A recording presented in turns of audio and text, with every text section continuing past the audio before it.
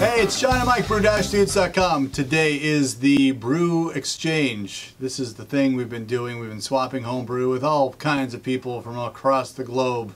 This is the exchange number 21, and it's coming from a guy named Rich. He travels all. I think he moves around. I think he might be a part of the military, or his wife is. I don't recall. It's been a while.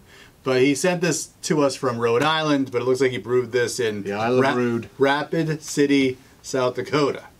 Because, or at least, yeah, he was using filtered tap water here. So, anyway, maybe he's from Rhode Island. He stole this from some dude in Rhode Island and shipped it from Rhode Island. And hey, whatever it is, he's exchanging. Made his way to, right. Okay. This is an English porter. It's a 6-gallon batch. He started off with an original gravity of 1066. He finished off at 1020. The ABV is 6.1%. Calculated, I'm sure. IBUs are 36. His grain bill includes 11 pounds of Maris Otter, 1 pound and 12 ounces of Brown Malt, which is a good thing. 1 pound, 12 ounces of CaraRed malt, and 12 ounces of Black Patent. His hop addition is 1 ounce of CTZ. That's 14% alpha acids. It's he actually put CTZ? it in. Yeah, he actually put it in at first wort. He first wort hopped it, so he put it in right before the boil, right after the wort was put in the kettle, I'm guessing. And then at flame out, he threw in 3 ounces of molasses. Just, you know, molasses. Yeah. The yeast he used was London Ale Y yeast 1028. After fermentation was completed, he put in 1.5 ounces of oak chips soaked in scotch and let that sit in the fermenter for 10 to 14 days. He's not sure. 10 to 14 days. He brewed this back in January of 2017. He bottled it like 5 or so weeks after that. I hope the beer isn't tasting old. He said I maybe added a teaspoon of calcium chloride to the filtered tap water here in Rapid City, South Dakota.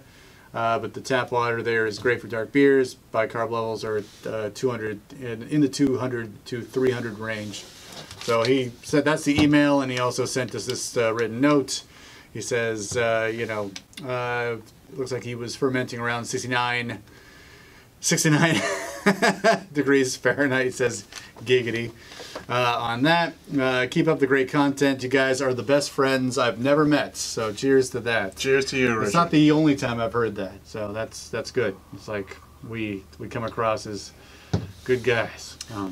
From the recipe sheet, let me just start somewhere down the bottom where you say, "Oh, it doesn't taste too old." It does not taste old. And being a beautiful English porter, who cares if it tastes old? Because it should taste kind of the way it is. It should taste that way. I mean, it's first of all, you had me at English porter. All right. The aroma on this thing is pretty magical. I think it's just magical. There's like chocolate. There's a subtle amount of coffee in there, which I can tolerate. I mean, it's mostly chocolate. The roast malts are just really beautiful. There's almost like a caramel quality to it. And I was wondering where that came from when you're going through the grain bill. But then once you say the molasses, I was like, oh, okay, cool. I smelled it for a really long time because I've had a few beers that, for some reason, the aroma is tremendously awesome, and then the flavor doesn't carry through with it. Yeah. This is not one of those beers. I think that this is a case where the aroma is wonderful, and you could just spend a long time enjoying the aroma. But when you drink it, you still get that chocolate. You get a subtle coffee. There's a darker, roasty, toasty note to it, and then there is that caramel, that subtle caramel. It's not off-putting in any way. It really works together. When you said the molasses, man, I mean, just 3 ounces of molasses are like holding this whole beer together. Because interesting, brown malt is, in my opinion, one of those special magic ingredients that you know, it doesn't have much application anywhere, but this is where to use it and showcase it. Yeah. And that's really what gives you like that deep toasty thing, and it really helps marry some of the roasted notes together. Yeah, tremendous.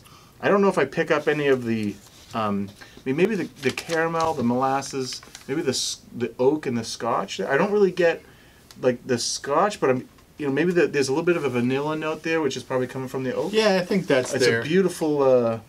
And just a little bit of black patent, which sometimes can really drive those sort of acrid, burnt taste. But yeah, that's not. I mean, there. I'm picking it apart because we have the whole recipe. Yeah. But if I was to have this beer as just a beer someone gave me or whatever, you wouldn't be or ordered at a bar, and I yeah. wouldn't have all those cues to pick it apart, I would just look at it as a beautifully well-rounded, fully constructed porter. I mean, it's phenomenal. With a nice dry finish. Yeah, really a dry finish. It doesn't linger too much. I mean, I still get some nice toasty caramel notes, but it's not overpowering at all. Yeah.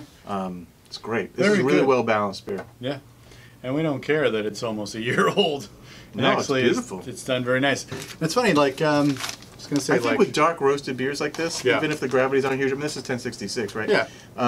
You know, some time on them really helps the roast character sort of mellow and become, it just presents better. Do you think that this seems like a beer that ended its fermentation at 1020? You know? Maybe. If it did, I would say that it's probably from like unfermentables from the molasses. Yeah.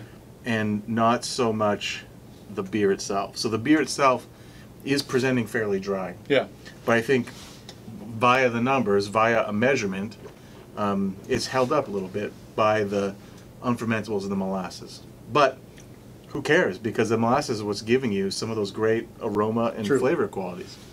I was just thinking from a body standpoint too. I would say it's, you know, maybe it's above medium. It's medium to it's medium to medium high for sure. It's maybe a little bit more body than I'd want, but it's within style. Yeah, it's within style. It's great. Cool. I think this is one, full serving of this.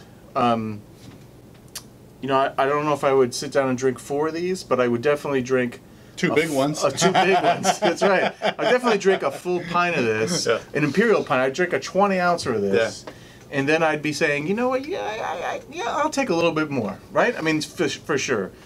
This is a sit down and enjoy it beer. Yeah. Right.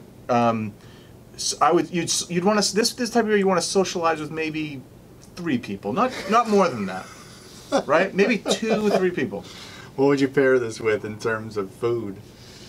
Oh, this would be great with maybe like beef stew. Yeah. Or something braised. Yeah. Right?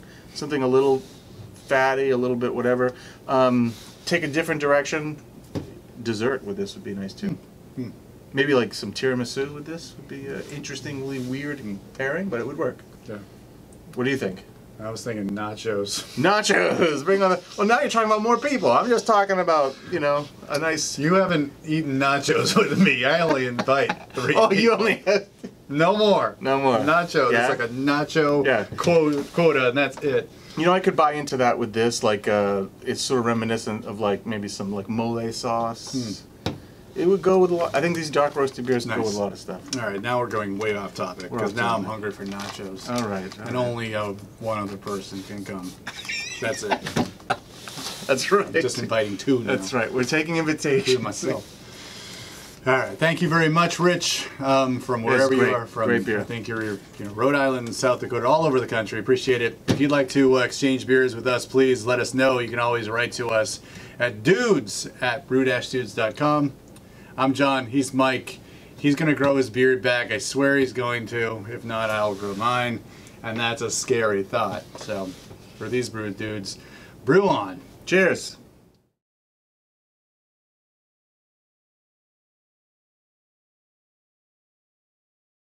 12 ounces of CaraRed malt. And then he had 12 ounces of black patent. Just keep going. Really? No, let's not. Just we're gonna restart with your recipe. Okay. She must have pulled the door open. I told you so. I was like, oh, the door's closed.